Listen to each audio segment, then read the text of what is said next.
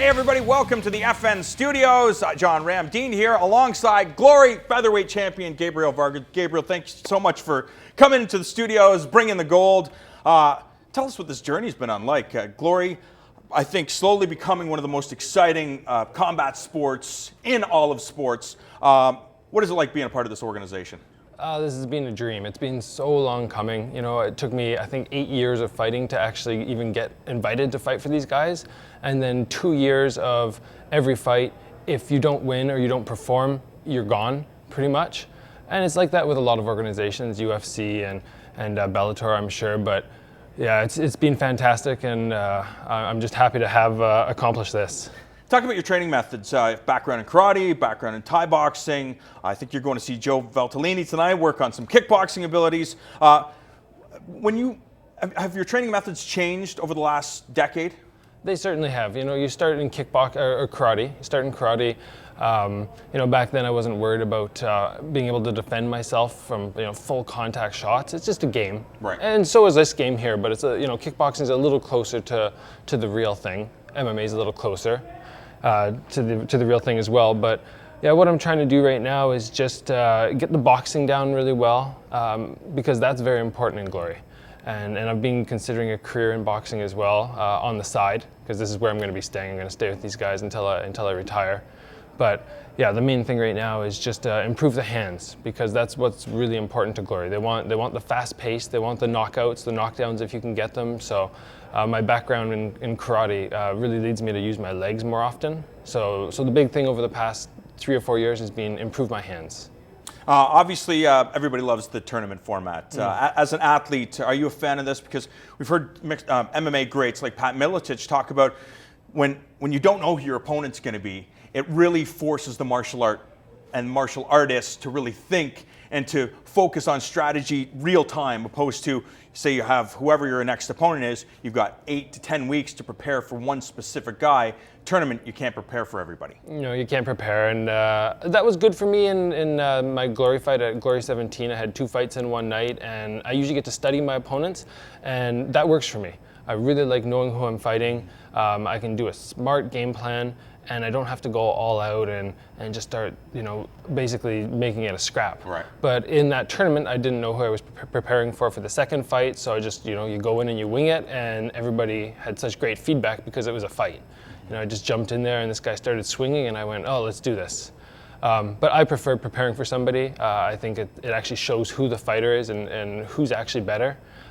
As a fan, which I am, I love watching tournaments. Of course. As a fighter, I don't like it, not because of having to fight twice, just because the best guy doesn't always win. Somebody fights... Injuries and exactly, so many factors. Yeah, the other guy can fight 1 round and you fight 3, and when you come in, it's not an even keel. So, obviously, head injuries is one of the topics of the day right now. You look 10 years ago and you see guys sparring a number of times a week very, very heavily. Have you had to reel that back, considering what we know now about head injuries and the trauma could lead to down the road? Yes, definitely. I have somebody in town that I work with, and she's always monitoring me and making sure that I'm being safe. We have a baseline, and if we slip below it, which hasn't happened fortunately for me, there would be certain steps to get back up to where you have to be. But really, the sparring, back when you're younger, you're in your teens, you're just doing what the instructor tells you. He says spar 15 rounds and everybody's going hard, you do that.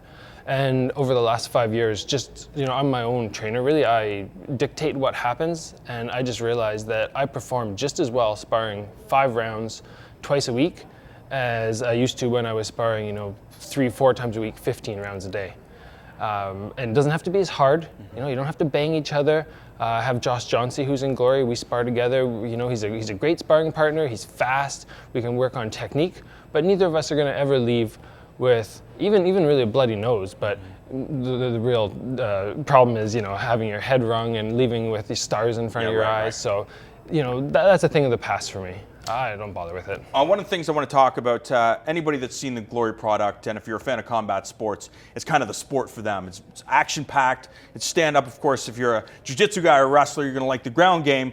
But I think for the masses, they like Glory. What's been the response of your peers, family members? Are they a fan of what you do? Oh yes, definitely. I have so much support. I don't have a coach per se who sort of runs my whole camp and tells me exactly what I need to work on, but I have so many people who are there to support me.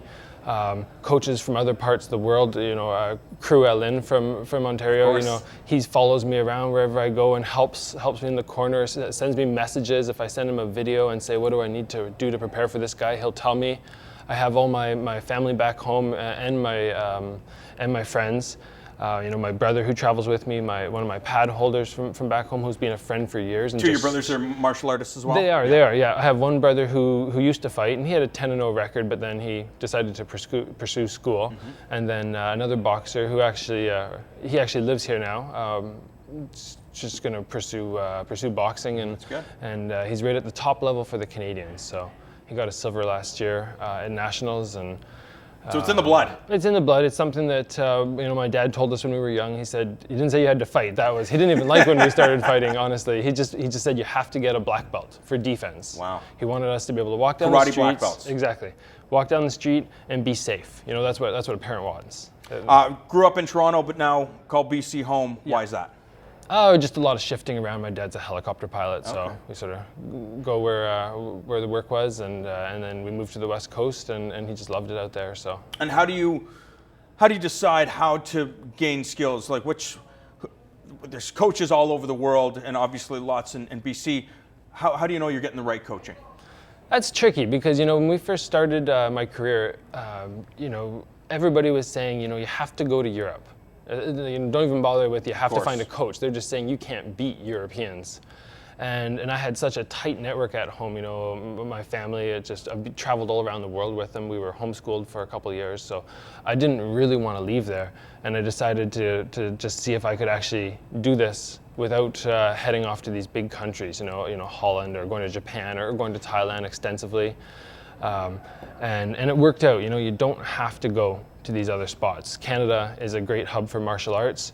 Finding a specific coach, that's tricky. How do you know who's really good and who's not? I think like any martial art, you just have to find what works for you. Right. If you go and try kickboxing, you're going, I don't really like it that much, and you go to jiu-jitsu, that's the sport for you. If you walk into a gym and you just have a connection with the coach, Alain, I don't train with him a lot, but when I do come and train, it just feels right. The connection is there. Yeah, and then when he's in my corner, he's the type of guy that I like. I like a calm, assertive coach. He's not getting me angry. He's not trying to pump me up with anything like that. He just, tells me I'm ready to go. He's like, you're the best. You can do this, and it's relaxed, but you feel very confident. He is the Glory Featherweight champion, and remember, Fight Network is the home of Glory. More Fight News Now Extra is coming at you, so don't change the channel.